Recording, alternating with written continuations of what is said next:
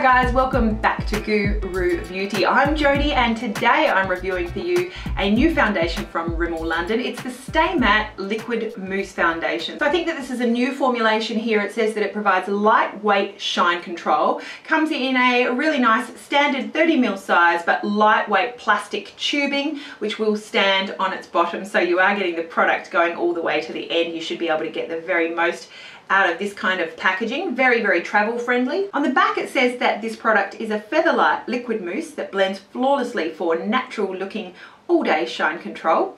It says its silky smooth formula leaves a perfectly matte baby soft finish. It's a lightweight texture that won't feel heavy or greasy. First few ingredients here look very, very promising. Top ingredient, cyclopentasiloxane, followed by DICAPRYLYL ether, followed by water, then ISODODECANE, TALC, TRIHYDROXYSTEARIN, and so on and so on. I don't see that this one contains any alcohol. I see that this is made in England and it says it's got 18 months shelf life once you open it. So pretty good there. I think that the plastic packaging is very nice, and of course as we head into the summer months I think many of us with combination to oily skin do certainly look for something with a more matte texture that is going to help keep that shine control in check all day long. So looking forward to seeing how this one performs. Just a little bit about my skin type these days, because it has been all over the place the last year. I stopped taking Roaccutane about 2 months ago. I have noticed that I do get some more oil breakthrough, so I thought that this would be the perfect opportunity to try a product like the Rimmel Stay Matte. This one was sent to me. I was actually sent 3 different shades so that I could make sure I get the closest match. I was sent the 100 Ivory, I was sent the 103 True Ivory, and then finally the 200 Soft Beige. Definitely the 200 Soft Beige was by far the closest match for me and my skin tone, which is about NC25 right now. I've swatched the lightest, the 100 Ivory, then the 103 True Ivory in the middle, followed by the 200 Soft Beige. If I hold them up to my face, you can hopefully see that the 200 Soft Beige is definitely a closer match for me. Because it is sort of moussey in texture, I would recommend something like the Real Techniques Expert Face Brush, which is what I use today, or even the Beauty Blender should do pretty well with this product, some kind of makeup sponge. This does take a little bit more care to blend in because it's mousse and not liquid. It doesn't sort of sink into the skin, but you'll see that going on. This does not look like it provides any SPF, so I would recommend that you wear SPF every single day in your moisturizer or under your moisturizer, part of your primer, even your powder as well, going on top of the makeup. So do think about SPF, and then I always do recommend using a primer regardless of how the makeup claims it provides, you know, oil control or how long lasting it is. I think that wearing a primer underneath the foundation is always going to give you better performance. So today I am wearing a primer underneath the foundation. It's the Revlon Photo Ready Perfecting Primer. For those of you who are oily, I would really recommend the Revlon Photo Ready. This is a sample size. It normally comes in that clear cylindrical tube packaging with a pump on the top. If you want to see how this one looks going on, how the shade match goes for me, as well as how it's going to last throughout the day,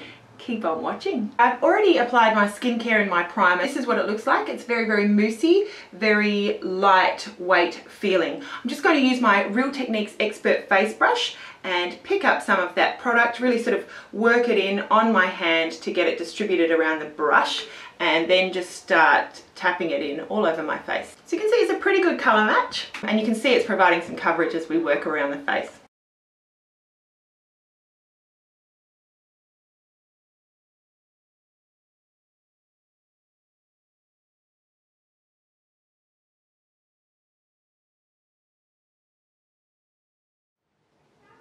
Okay, so I've applied 1 layer of the Rimmel Stay Matte Liquid Mousse Foundation, and the coverage is medium. I can still see some freckles poking through, but this definitely with 1 layer is providing significant coverage. If you just have, you know, minor tone imperfections, unevenness, this is going to do the trick in 1 layer very, very well. It's a pretty good colour match. The finish is pretty much matte. There's really not any shine on the skin, and the smell is very neutral. This product does not have any significant scent at all. I also think that the Real Techniques Expert Face Brush is a pretty good tool for this one. It does take a little bit of working just to make sure that it's all even, because it is a moussey texture. You need to make sure, you know, that you really are spreading it out. I guess a liquid sort of sinks in a little bit more, a little bit easier and faster, but this mousse does even out with a little bit of work. One layer I think is the ideal for this product. I think that when you do start layering it up, especially if you're setting with a powder, this one is not as buildable as other foundations. It will sort of cake because of that moussey consistency. So I'm going to leave it at one layer. I might pop a little bit of concealer just around the pigmentation on my cheeks here, but we'll see how this lasts throughout the day. After setting with a little bit of powder and applying makeup, I'll be back after that. Okay, so I've applied the rest of my makeup, and now I'm going to set the Rimmel Stay Matte Liquid Mousse Foundation with a powder. I'm going to use a very, very light amount of powder. Because of the mousse consistency, the foundation has a tendency more to sit on top of the skin rather than sort of sink in and become one with everything. So adding powder to that layer is just giving a certain thickness that the oils, as they come up throughout the day, can play with and cake up. So very, very light here. Sticking with the Rimmel theme, I'm going to be using their Stay Matte pressed powder. Again, giving this product every chance to stay matte throughout the day. Using a Real Techniques multitask brush, I'm just going to apply a very little amount, tapping it off and just applying it to the nose area, the forehead area,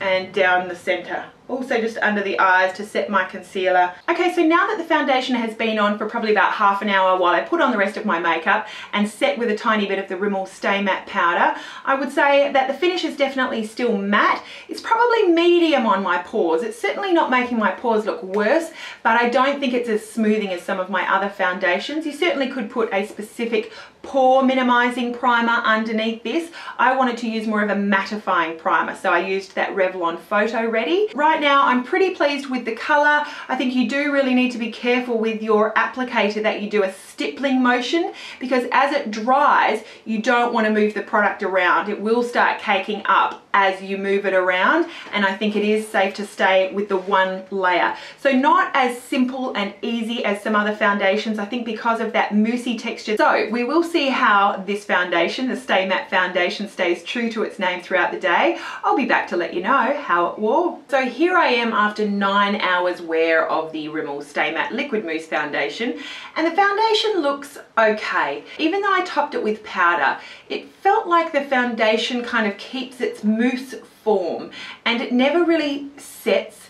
It never really mixes with the skin to make just sort of one unified layer. It kind of feels to me like it just sort of stays as a thin mousse layer on the top of your skin.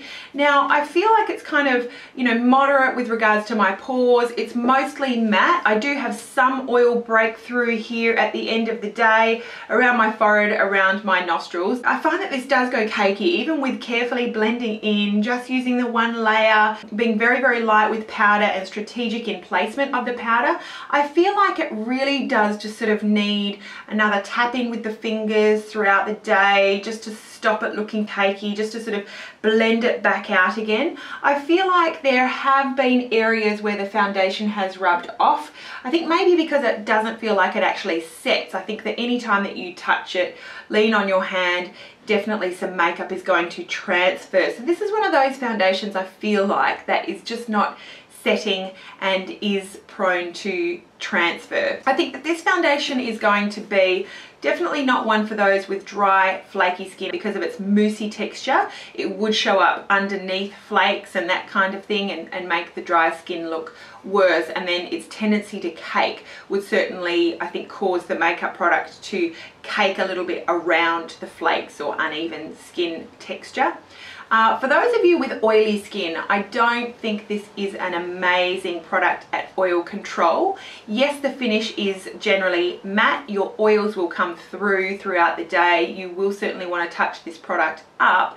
But for those of you who don't like that dry set feeling, so those who don't enjoy products like the Revlon Color Stay, those who don't enjoy like the CoverGirl Outlast type foundation, then this may be a good one for you in that it doesn't feel like it sets. So it may be more comfortable for you. There are plenty of you out there, I'm sure, who don't want a makeup to sort of set and feel matte on the skin.